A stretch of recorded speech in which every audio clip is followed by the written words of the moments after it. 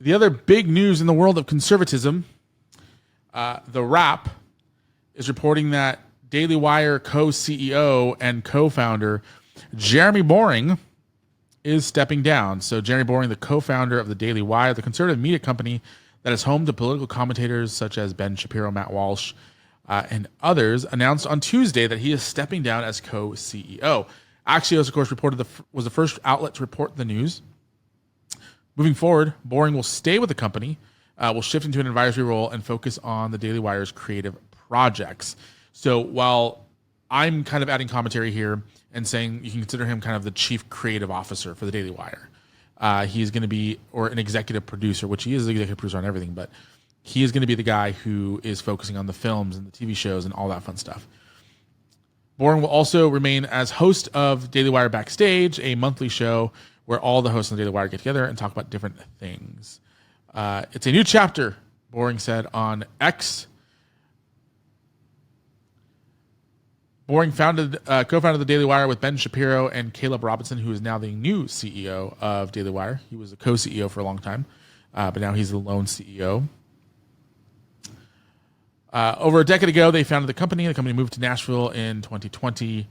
The Daily Wire is on track to hit $200 million in annual revenue this year, and the company was valued at more than $1 billion. Apparently, they're raising more money. Now, here's what I believe. There are a lot of conversations going on that Jeremy Boring was forced out of his position. There are a lot of commentators who believe that Jeremy Boring is losing the Daily Wire lots of money. There are cases to be made that Jeremy Boring has screwed the pooch on more cases than one.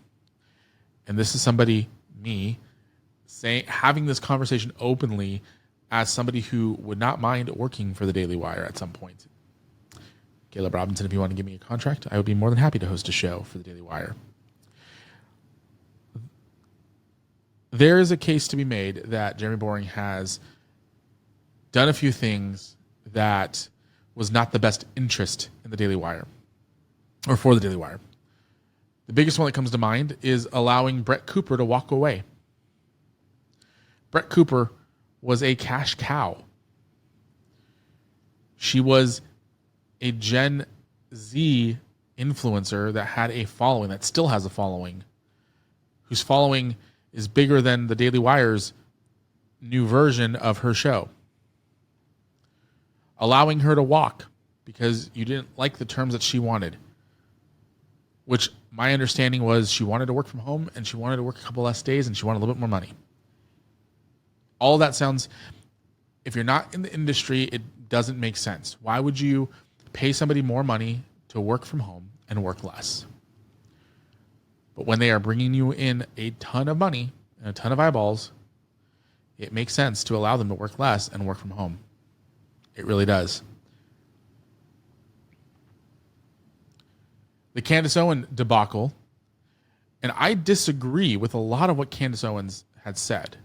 I disagree with a lot of Candace Owens' decisions and her defending of Kanye West and her takes on Israel. I do not agree with her. But I think that the way the Daily Wire under Jeremy Boring handled the Candace Owens situation was not a good one.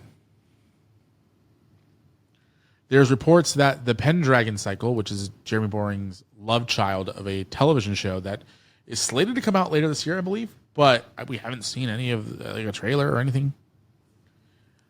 They were supposedly doing a Snow White remake, a non-woke version of it with Brett Cooper. People say that it's been filmed. People say that it hasn't been filmed. I don't know what's going on there. I don't work for the Daily Wire. I have no idea. So I don't know what is actually going on there. But the reports are that both those projects lost money.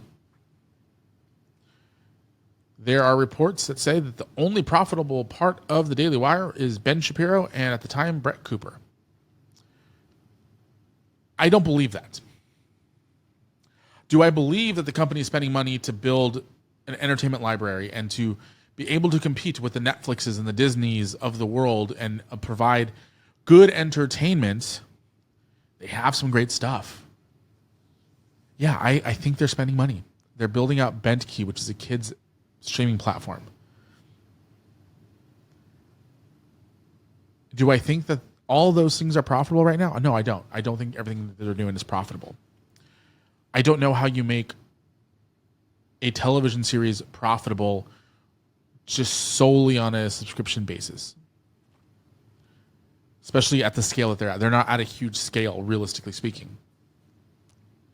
But do I think that Jeremy Boring was losing Daily Wire so much money that it required him to no longer be CEO?